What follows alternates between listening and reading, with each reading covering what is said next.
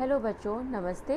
DAV public school ज्ञान सागर class 8 और आज आप लोगों को रीड कराने जा रहे हैं चैप्टर 2 और इस चैप्टर का नाम है असल धन। तो ये बहुत अच्छी स्टोरी है, इसे आप लोग ज़रूर से ध्यानपूर्वक सुनिएगा क्योंकि इससे रिलेटेड जो भी क्वेश्चंस हैं उनके आंसर भी हम आपको वीडियो के एंड में देंगे। आप लोग ध्यान से ज़रूर चैप्टर रीड कीजिएगा क्योंकि इससे होता ये है कि कहीं से भी अगर आपको एग्जामिनेशन में क्वेश्चन पूछ दिया जाए तो उसका आंसर आप आसानी से दे सकते हैं, इसलिए आप लोग ध्यान से रीड कीजिएगा और मेरे क्लास को ज़रूर ज्वाइन कीजिएगा। सब्सक्राइब करके मेरे क्लास को ज़रूर ज्वाइन कर लीजिएगा। तो चलिए स्टार्ट करते हैं। बहुत दिनों की बात है, ईरान के किसी गांव में एक चरवाहा रहता था। वह बड़ा ही गरीब था, बस दिन में 2 समय रूखी सूखी रोटी मिल जाती थी। पहनने के लिए भेड़ की ऊन से बने फटे पुराने कपड़े थे और रहने के लिए एक छोटी सी झोपड़ी थी जिसकी आधी छत गिर चुकी थी। गरीब होते हुए भी गांव वाले उसका बड़ा सम्मान करते थे। इसका कारण उसके अनेक गुण थे। वह बड़ा ही बुद्धिमान था। गांव वाले अपनी कठिन और जटिल समस्याएं लेकर उसके पास आते और वह उन्हें बड़ी बुद्धिमानी से सुलझा देता था। गांव के सब झगड़ों का निपटारा वही करता था। धीरे धीरे उसकी बुद्धिमानी की धूम दूर दूर तक पहुंच गई। लोग आपस में ही यही बातें करते, दारा कितना बुद्धिमान है, वह केवल एक चरवाहा है परंतु उसकी बुद्धि राजाओं की सी है। संसार का कोई ऐसा प्रश्न नहीं जिसका उत्तर उसके पास ना हो। तो इस तरीके से देखिए, ये चरवाहा है और सब लोग अपनी समस्याएं लेके उसके पास आ रहे हैं। आगे देखिए, ऐसी कोई समस्या नहीं जिसे वह सुलझा ना सके। ईरान में ऐसी सूझबूझ रखने वाला दूसरा और कोई नहीं है। उसकी बुद्धिमानी की चर्चा ईरान के शाह के कानों तक भी जा पहुंची। उन तीनों शाह के सामने कुछ ऐसी समस्याएं थीं जिन्होंने उसे परेशान कर रखा था। उसने एक दूत को भेजकर अपनी समस्या बताई और तारा से सुझाव मांगा कि वह क्या करे। तारा ने तुरंत ही समस्या को सुलझा दिया और वह भी ऐसी समझदारी से कि शाह दंग रह गया। उसने मन में कहा, यह तारा कोई साधारण चरवाहा नहीं है। ऐसी सूझबूझ रखने वाले का उचित स्थान भेड़ों के साथ जंगल में नहीं, महल में राज सिंहासन के पास है। उसने अपना दूत भेजकर तारा को अपने दरबार में बुलाया। तारा ने झुककर उसे सलाम किया। शाह ने मुस्कुराकर कहा, ए तारा, हम चाहते हैं कि तुम जैसा बुद्धिमान हमारे महल में रहे ताकि हम राज्य की समस्याओं के विषय में तुमसे सुझाव लेते रहें। तारा ने सिर झुकाकर उत्तर दिया, आपका हुक्म सिर आंखों पर। यहाँ पे देखिए, है ना। तारा शाह के साथ दरबार में रहने लगा। शाह उसकी बातों से इतना प्रभावित हुआ कि तारा के बिना एक क्षण भी उसका मन नहीं लगता था। वह कोई भी काम उसके सुझाव के बिना नहीं करता था। वह हर समय उसे अपने साथ रखता और दरबार में उसे राज सिंहासन के पास ही बिठाता था। जैसे जैसे शाह के दरबार में उसका सम्मान बढ़ता गया, वैसे वैसे दरबारियों के मन में उसके लिए जलन बढ़ती गई। वे आपस में कुछ इस प्रकार बातें करते, वह चरवाहा सिंहासन के पास बैठता है, शाह ने इसे मुंह चढ़ा रखा है। जब से वह यह दरबार में आया है, शाह हमें पूछता भी नहीं। हमें तो इसमें कुछ गुण दिखाई नहीं देता। इस तरीके से सभी दरबारी इसके प्रति आपस में बातें कर रहे हैं। आगे देखिए, दरबारी उसके खिलाफ शाह के कान भरने लगे परंतु शाह ने उल्टा उन्हें ही डांट दिया। मैं समझता हूँ तुम तारा से जलते हो। इससे अच्छा तो यह होता कि तुम अपने अंदर भी तारा जैसे गुण पैदा करो। अपने को अच्छा बनाना कठिन काम है। अच्छे लोगों में कीड़े निकालना सबसे सरल काम है। मैं तुम्हारी एक ना सुनूंगा, तुम झूठे और दुष्ट हो। ये देखिए चित्र के माध्यम से भी दो लोगों को तारा से शाह डांट रहे हैं। इसके बाद है, शाह के मन में तारा के लिए स्नेह और सम्मान दिन प्रतिदिन बढ़ता ही गया। शाह ने उसे बहुत सा धन दिया। एक दिन शाह ने उसे बुलाकर कहा, मेरा मन तो नहीं करता, परंतु कुछ ऐसी मजबूरी आ पड़ी है कि मुझे तुमसे दूर रहना होगा। तारा के मन को धक्का लगा। उसने दुख और आश्चर्य से पूछा, मेरा दोष क्या है? शाह ने हंसकर उत्तर दिया, तुम्हारा कोई दोष नहीं। सुनो, मैं तुम्हें उत्तरी ईरान के एक प्रांत का गवर्नर बना रहा हूँ। वहाँ का शासन बिगड़ चुका है। सरकारी अधिकारी और कर्मचारी भ्रष्ट हैं। अराजकता फैली हुई है। सब लोग मनमानी कर रहे हैं। जान और माल सुरक्षित नहीं। चारों ओर हाहाकार मच रहा है। वहाँ तुम्हारे जैसे बुद्धिमान, ईमानदार और समझदार शासक की बड़ी आवश्यकता है। मुझे विश्वास है तुम्हारे जाने से प्रांत के हालात ठीक हो जाएंगे। तारा गवर्नर बनकर उत्तरी प्रांत की ओर चला। उसके वहां पहुंचते ही प्रांत के हालात सुधरने लगे। वह स्वयं हर स्थान पर जाता और लोगों से पूछता कि उन्हें क्या दुख है। वह नगर नगर जाकर दरबार लगाता और दोषियों को सजाएं देकर लोगों को न्याय दिलाता। प्रांत में शांति फैल गई। लोग नए गवर्नर के गुण गाने लगे। शाह के कानों तक सारी बातें पहुंच रही थी। वह उन्हें सुन सुनकर फूला न समाता। दरबारियों की चलन और भी बढ़ गई और वे शाह के कान भरने के लिए नए नए उपाय सोचने लगे।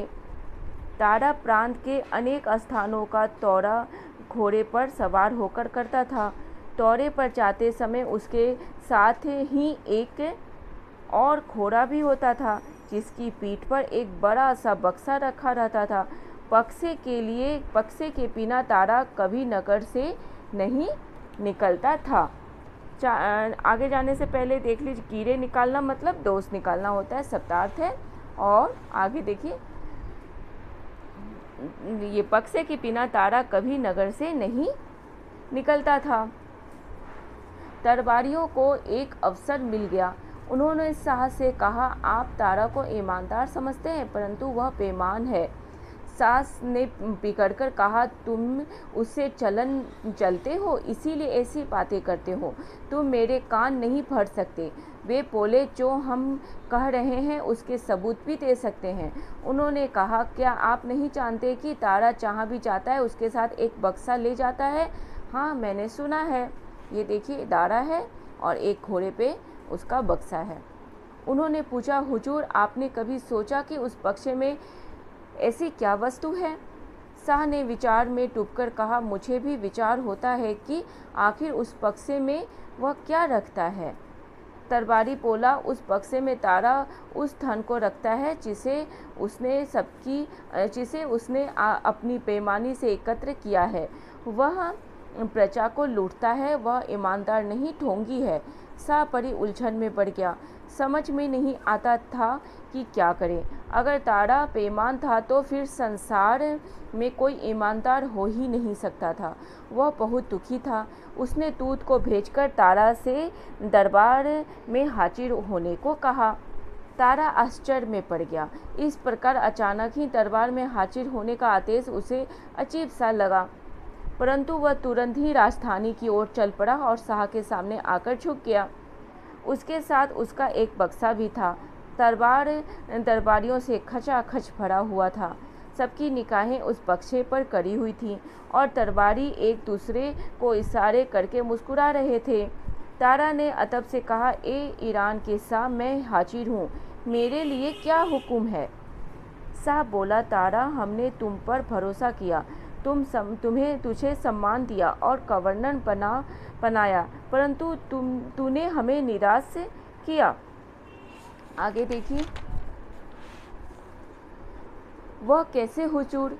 तारा ने आश्चर्य से पूछा। शाह क्रोध से चिल्लाया, क्या यह सच नहीं कि तूने बेईमानी से धन एकत्र किया है? क्या हमारा दिया हुआ धन तेरे लिए काफ़ी नहीं था जो तू बेईमानी पर उतर आया? यह झूठ है, तारा ने नरमी से उत्तर दिया। मेरे पास ईमानदारी के सिवा और कुछ नहीं है। शाह ने छल्लाकर कहा, तेरे इस बक्से में ऐसा क्या है जो तू इसे अपने साथ लिए फिरता है? तारा ने सिर झुकाकर कहा, इस बक्से में मेरा असल धन है। दरबारियों की आंखों में चमक आ गई। खोल इसे, शाह ने हुक्म दिया। जब उसने बक्सा खोला तो सबकी आंखें आश्चर्य से फैल गई। उसके अंदर भेड़ की ऊन से बना हुआ एक पुराना कोट था, जैसा कि चरवाहे पहना करते हैं। यह क्या है? शाह ने पूछा। तारा ने उत्तर दिया, मैं इसी को पहनकर फेरे चलाया करता था। मैं इसे इसीलिए साथ रखता हूँ कि यह मुझे याद दिलाता रहे कि मैं एक करीब चरवाहा था और मेरे मन में कभी घमंड पैदा ना हो। यही मेरा असली धन है। दरबार में सन्नाटा छा गया था। दरबारियों के सिर शर्म से झुके हुए थे। शाह बोला, धन्य है यह देश जिसने तारा जैसे महान इंसान को जन्म दिया। और इस प्यारी सी स्टोरी को लिखने वाले जो हैं अपराध मोहसिन व कामरान मोहसिन, ये दोनों ने मिलकर इस प्यारी सी स्टोरी को लिखा है। आशा करते हैं आप लोगों को ये स्टोरी कहानी ज़रूर पसंद आई होगी। तो चलिए इससे रिलेटेड जो क्वेश्चंस हैं उन्हें भी देख लेते हैं। पहला क्वेश्चन है, गाँव वाले तारा का सम्मान क्यों करते थे? तो इसका आंसर जहाँ तक कि आपको पता है कि सबसे आगे के पेज में आपको मिलेगा। इसका आंसर देखिए यहाँ पे, करीब होते हुए भी गाँव वाले उसका बड़ा सम्मान करते थे। इसका कारण उसके अनेक गुण थे। तो इस गुण में आप लिख सकते हैं, वह बड़ा बुद्धिमान था। गाँव वाले अपनी कठिन और जटिल समस्याएं उसके पास लेकर आते और वह उन्हें बड़ी बुद्धिमानी से सुलझा देता था। गांव के सब झगड़ों का निपटारा वही करता था। इस कारण से गांव वाले उसका बड़ा सम्मान करते थे। तो ये आंसर यहाँ से लेके यहाँ तक फर्स्ट का आंसर है। और सेकंड क्वेश्चन देखिए। सेकंड क्वेश्चन है, शाह द्वारा तारा को अपने दरबार में रखने का क्या कारण था? तो इसका आंसर भी आपको जैसा कि पता है, इसका आंसर यहाँ पे देखिए कि इसका शाह तारा का चरवाहा सूझबूझ रखते हुए उसने उसी यहाँ पे शाह ने मुस्कुराकर कहा, ए तारा, हम चाहते हैं कि तुम जैसा बुद्धिमान हमारे महल में रहे ताकि हम राज्य की सभी समस्याओं के विषय में तुमसे सुझाव लेते रहें। और इस कारण से शाह ने तारा को अपने साथ रखने का निर्णय लिया। तो दूसरे का आंसर आप यहाँ से यहाँ तक लिख सकते हैं। दूसरे का आंसर आप यहाँ से यहाँ तक लिखिएगा कि उसने एक दूत भेजकर अपनी समस्या बताई। तारा ने से सुझाव मांगा तो तारा ने तुरंत ही समस्या को सुलझा दिया और वह भी ऐसी समझदारी से कि शाह तंग रह गया। यहाँ से यहाँ तक लिखिएगा एक लाइन, उसके बाद यहाँ से लिखिएगा, शाह ने मुस्कुराकर कहा, ए तारा, हम चाहते हैं कि तुम जैसा बुद्धिमान हमारे महल में रहे ताकि हम राज्य की सभी समस्याओं के विषय में तुमसे सुझाव लेते रहे। तो यहाँ से यहाँ तक आप सेकंड का आंसर लिख दीजिएगा। तीसरा क्वेश्चन देखिए, दरबारी तारा से ईर्ष्या क्यों करते थे? तो इसका भी आंसर आपको पता है। तीसरा का आंसर देखिए कि जैसे जैसे शाह के दरबार में उसका सम्मान बढ़ता गया वैसे वैसे दरबारियों के मन में उसके लिए जलन बढ़ती गई। तो ये हो गया तीसरे का आंसर। चौथा आप देखिए, चौथा है, शाह ने तारा को गवर्नर बनाकर कहाँ भेजा? तो इसका आंसर देखिए, एक बार चौथा का क्वेश्चन आप फिर देखिए, शाह ने तारा को गवर्नर बनाकर क्यों भेजा? तो ये है इसका आंसर आपका यहाँ पे है, सुनो, मैं तुम्हें उत्तरी ईरान के एक प्रांत का गवर्नर बना रहा हूँ। वहाँ का शासन बिगड़ चुका है, सरकारी अधिकारी और कर्मचारी भ्रष्ट हैं, अराजकता फैली हुई है, सब लोग ये मनमानी कर रहे हैं, जान और माल सुरक्षित नहीं, चारों ओर हाहाकार मच रहा है। वहाँ तुम्हारे जैसे बुद्धिमान, ईमानदार और समझदार शासक की बड़ी आवश्यकता है। मुझे विश्वास है तुम्हारे जाने से प्रांत के हालात ठीक हो जाएंगे। तो आप तारा गवर्नर बनाकर उत्तरी प्रांत की ओर, गवर्नर बनकर उत्तरी प्रांत की ओर चल गया। तो इसका आंसर आप लिख सकते हैं चौथे का, यहाँ से लेकर और यहाँ तक, या फिर यहाँ तक आप चौथे का आंसर लिख दीजिएगा। पूरा पैराग्राफ 3 लाइन का जो है आप लिख दीजिएगा। ये तो चौथे का आंसर है कि यहाँ से लेकर और यहाँ तक आपका चौथे का आंसर है। ये 3 से 4 लाइन आपके चौथे का आंसर हो गया। और पांचवा है, तारा अपने बक्से में क्या रखता था और क्यों? तो इसे भी आप देख लीजिए। तो पाँचवें का आंसर आप यहाँ से लिख सकते हैं। तारा ने सिर झुकाकर कहा, इस बक्से में मेरा असल धन है। दरबारियों की आंखों में चमक आ गई। खोलो इसे, शाह ने हुक्म दिया। जब उसने बक्सा खोला तो सबकी आंखें आश्चर्य से फैल गई। उसके अंदर भेड़ की ऊन से बना हुआ पुराना कोट था, जैसे ही चरवाहे पहना करते हैं। यह क्या है? शाह ने पूछा। तारा ने उत्तर दिया, इसी को पहनकर भेड़ें चराया करता था। मैं इसीलिए इसे साथ रखता हूँ। यह मुझे याद दिलाता रहे कि मैं एक करीब चरवाहा था और मेरे मन में कभी घमंड पैदा ना हो। यही मेरा असल धन है। तो यहाँ से लेकर यहाँ तक आप इसे थोड़ा सा मैनेज करके आप अपने आंसर में लिख सकते हैं। इस तरीके से आप यहाँ से यहाँ तक भी लिख सकते हैं और थोड़ा सा एक दो लाइन ऊपर से भी लेकर आप पाँचवें का आंसर लिख सकते हैं। तो इस तरीके से आपको हम पाँचों क्वेश्चन का आंसर बता दिए। आगे जो है वो देखिए, कहानी के दिए गए अंश को पढ़कर 3 प्रश्न बनाइए। आपको इस पैरा को पढ़ना है और इससे रिलेटेड प्रश्न बनाना है। तारा के पहुंचते ही प्रांत के हालात सुधरने लगे। वह स्वयं हर स्थान पर जाता और लोगों से पूछता कि उन्हें क्या दुख है। वह नगर नगर जाकर दरबार लगाता और दोषियों को सजाएं देकर लोगों को न्याय दिलाता। प्रांत में शांति फैल गई। लोग नए गवर्नर के गुण गाने। तो इस 3 लाइन में आपको 3 प्रश्न बनाने, 3 लाइन के अंदर। तो पहला प्रश्न आप यहाँ से बनाइए कि तारा के प्रांत पहुँचते ही हालात क्यों सुधरने लगे। ये हो गया पहला प्रश्न। दूसरा है कि तारा क्यों स्वयं हर स्थान पर जाता था और लोगों से क्या पूछता था। ये दूसरा प्रश्न हो गया। और ये है कि क्यों लोग प्रांत में शांति कैसे फैल गई और लोग गवर्नर के गुण क्यों गाते थे। तो ये आप पहला, प्रांत में शांति कैसे फैल गई, इसे भी आप प्रश्न के रूप में लिख सकते हैं। या फिर वहाँ के प्रांत के लोग गवर्नर के गुण क्यों गाते थे। तो ये इस तरीके से आप तीसरा क्वेश्चन बना सकते हैं। तो इस तरीके से आपको हम तीनों प्रश्न बता दिए कि आप कैसे इसमें से 3 प्रश्न बना सकते हैं। आगे है बातचीत के लिए, चरवाहे का जीवन कैसा था। तो आप सोचकर बता सकते हैं कि एक चरवाहे का जीवन कैसा होता है। तो आप अपने कल्पना के आधार पर इसका आंसर दे सकते हैं। दूसरा है, कहानी में से ऐसे अंश छांटकर बताइए जिनसे तारा के बुद्धिमान होने का पता चलता है। तो इस तरीके से आप कहानी आप रीड किए हैं, उसमें से कोई ऐसा प्रसंग उठाइए जिसमें कहानी में से कोई ऐसा प्रसंग उठाइए जिससे पता चले कि हाँ, तारा वाकई में काफ़ी बुद्धिमान था। तीसरा है, दौरे पर जाते समय तारा दूसरा घोड़ा क्यों रखता था। तो ये भी आप अपनी कल्पना के आधार पर बताइए कि तारा आखिर दूसरा घोड़ा क्यों रखता था। चौथा है, दरबारियों ने तारा के खिलाफ शाह से क्या कहा होगा। तो ये भी सोचकर अपने मन से कुछ इस टाइप का प्रसंग बनाइए, कोई बातचीत इस टाइप का आप बनाइए और सोच के बताइए कि आखिर तारा के विषय में कौन कौन सी गलत अफवाहें, गलत बातें वो दरबारी साहब को कान में कहता होगा। ये सब कल्पना के आधार पर क्वेश्चन है, आप कल्पना के आधार पर इसका आंसर लिख सकते हैं। उसके बाद है, अनुमान और कल्पना के आधार पर शाह ने तारा के पास दूत भेजकर किस समस्या को सुलझाने के लिए कहा। अनुमान लगाइए तारा ने समस्या को कैसे सुलझाया होगा। तो इस तरीके से आप सोचकर बताइए कि ऐसा राजकीय कौन सा ऐसा काम, कोई ऐसी समस्या होगी जिसे तारा ने किस तरीके से सुलझाया होगा।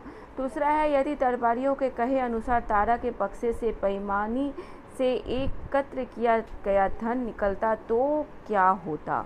सोचिए कि यहाँ दरबारी मतलब तारा के बक्से से तो ये निकला, उसकी पुरानी चीज़ें निकली, उसकी यादें निकली। लेकिन अगर सोचिए इस जगह कहीं गलती से कुछ बेईमानी से एकत्र किया हुआ अगर धन निकल गया होता तो फिर शाह के द्वारा क्या रिएक्शन होता तारा के खिलाफ, ये सोचकर आप बताइएगा। फिर है, तीसरा है, पाठ का शीर्षक असल धन क्यों रखा गया। इस पाठ का कोई अन्य शीर्षक अभी आप बताइए, सुझाइए तथा यह भी बताइए कि आपने यह शीर्षक क्यों चुना। तो लेखक ने तो असल धन इस शीर्षक का नाम रखा है, लेकिन आप अपने से बताइए, आप पूरी कहानी रीड कर चुके हैं, आप खुद से भी बताइए कि इस कहानी का और भी क्या शीर्षक हो सकता था। ईमानदारी, नेक, आप अपने से बताइए कि इसकी और भी क्या इसका कहानी का शीर्षक हो सकता था और क्यों, उस शीर्षक क्यों होना चाहिए, वो रीजन भी बताइए। इस तरीके से फिर आगे देखिए भाषा की पाठ में से दो व्यक्तिवाचक, जातिवाचक, भाववाचक संख्या शब्द छांट कर लिखिए। आप चैप्टर में कहानी में चाहिए वहाँ व्यक्तिवाचक संख्या जो हो तो आप उसमें तरबारी एक वर्ड हो गया, व्यक्तिवाचक संख्या तरबारी, तो ये हो गया दरबार में जितने भी पोस्टेड ऑफिसर सब हैं उन सबको दरबारी कहा जाता है। तो ये व्यक्तिवाचक संख्या हो गया, एक नाम दरबारी हो गया। दूसरा व्यक्तिवाचक संख्या आप खोजिए कि कौन सा नाम हो सकता है, तो वो हो गया, तो जैसे गवर्नर, दारा को गवर्नर बनाया गया तो एक व्यक्तिवाचक संख्या गवर्नर भी हो गया। और इस तरीके से आप फिर अब जातिवाचक संख्या भी 2 वर्ड ढूंढिए, लिखिए, फिर भाववाचक संख्या के भी 2 वर्ड ढूंढ के आप लिखिए। तो इस तरीके से। और फिर है मुहावरों के प्रयोग से भाषा आकर्षक बनती है। इनका अक्षरशः अर्थ नहीं बल्कि लाक्षणिक अर्थ लिया जाता है। पाठ में अनेक मुहावरे आए हैं, जैसे फूला ना समाना, जिनका अर्थ बहुत खुश होना। अब आप दिए गए मुहावरों का वाक्य में प्रयोग कीजिए।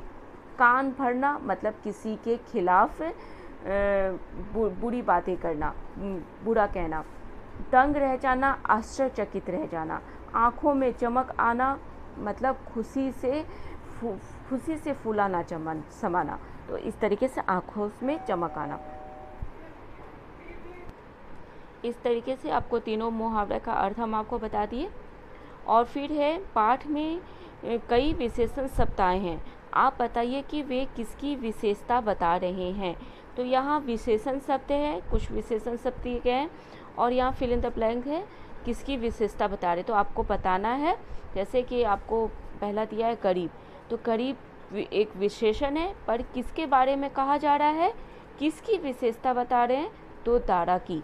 दारा गरीब लड़का था एक, तो गरीब मतलब किसकी विशेषता है, गरीब, तारा की। पाठ में तारा की। रूखी सूखी ये किसकी विशेषता है, किसके बारे में कहा जा रहा है, दो तारा, इसमें भी तारा की विशेषता है। तीसरा है भ्रष्ट। भ्रष्ट किसके बारे में कहा जा रहा है, दो दरबारियों के बारे में, तो दरबारी लोग भ्रष्ट हैं। तो इस तरीके से फिर आगे है बुद्धिमान, समझदार, ईमानदार, ये किसके बारे में बताया जा रहा है, तीनों चीज़ किसके बारे में कही जा रही है, तो तारा के विषय में कही जा रही है। फिर है जटिल। जटिल किसके बारे में कही जा रही है, तो समस्या जो राज की समस्या थी, शाह के राज की जो समस्या थी, जटिल समस्या जिसका समाधान तारा ने निकाला था, तो राजकीय प्रशासनिक समस्या के बारे में है। तो ये आप यहाँ लिख सकते हैं किसकी विशेषता है, जो कौन सी जटिल समस्या में फंस गया, तो शाह फंस गया था। तो इस तरीके से आप विशेषण और किसके बारे में बातें हो रही हैं, तो विशेषता किसके बारे में बताई जा रही है, तो वो आपको हम बता दिए। फिर है जीवन मूल्य, इससे संबंधित आता नहीं है, फिर भी आपको हम बता देते हैं। क्या आपको घर में, विद्यालय में किसी से भी ईर्ष्या होती है, अगर होती है तो क्यों होती है, इसका रीज़न क्या है, वो आप बता सकते हैं। ईर्ष्या करना उचित है या अनुचित है, क्यों, अगर उचित है तो क्यों, अनुचित है तो क्यों। तो ये दोनों ही स्थिति में आपको कारण बताना है। ईर्ष्या करना उचित है तो क्यों उचित है, ईर्ष्या करना अनुचित है तो क्यों अनुचित है, तो दोनों ही स्थिति में आपको रीजन बताना है। तीसरा है मन में ईर्ष्या का भाव उत्पन्न ही ना हो, इसके लिए आप क्या करेंगे, तो ये भी आप सोचकर बताइए कि आपको किसी भी क्लासमेट के से रिलेटेड या किसी से भी आपको कभी कोई ईर्ष्या ही ना आपको उनके प्रति हो, या आपके मन में उनके प्रति कभी ईर्ष्या का भाव ही ना तो आए, तो इसके लिए आप क्या कर सकते हैं। फिर चौथा है आप अपने पास मित्रों और संबंधियों द्वारा भेंट की गई किन वस्तुओं को संभाल कर रखते हैं, तो ये भी सोचकर बताइए, और क्यों रखते हैं ये भी बताइए। कुछ करने के लिए है कृष्ण देव राय, तेनाली राम, अकबर, बीरबल की बुद्धिमानी भरे किस्से पढ़िए और उन्हें कक्षा में सुनाइए। ये आप से है कि आपका है कि आप इस टाइप की कुछ पोइट्री कविताएं कहानियाँ पढ़िए और उनके बारे में अपने दोस्तों से अपने क्लास में बताइए। फिर दूसरा, नीचे दी गई समस्याओं के समाधान पर कक्षा में चर्चा कीजिए। यदि बारिश का पानी गली में भर जाए तो आप क्या करेंगे, इसकी समस्या का समाधान आप कैसे निकालेंगे, ये आप इस पर चर्चा कीजिए। दूसरा है, यदि पड़ोसी देर रात तक तेज़ आवाज़ में म्यूजिक बजाए, संगीत बजाए तो आप क्या करेंगे और इस समस्या का समाधान आप कैसे निकालेंगे। तो ये कुछ आपके करने के लिए क्वेश्चन है। इस तरीके से ये आपका सच्ची जो चैप्टर है सच्चा असल धन, ये आपका कंप्लीट हो जाता है। आगे जो है वो चैप्टर देख लीजिए, अच्छे पड़ोसी के गुण। ये चैप्टर भी बहुत इंटरेस्टिंग, बहुत ही अच्छी है। इसकी स्टोरी हम अलग से बनाएंगे, तो मेरे क्लास को ज़रूर से ज्वाइन कर लीजिएगा, जिससे कि हम जब भी नई वीडियो बनाएं, नया क्लास आपका लें तो आपका नोटिफिकेशन आपको मिल जाए और आपको उस वीडियो को इस चैप्टर को रीड करने के लिए आपको अलग से खोजने की ज़रूरत नहीं पड़े, आपको तुरंत मिल जाए और आप इसकी वीडियो देख लीजिएगा। तो इस तरीके से पूरी वीडियो आशा करते हैं आप लोगों को ज़रूर पसंद आया होगा, आप लोगों के लिए हेल्पफुल रहा होगा। तो पूरी वीडियो को पूरा वॉच करने के लिए थैंक यू बच्चों, थैंक यू, नमस्ते।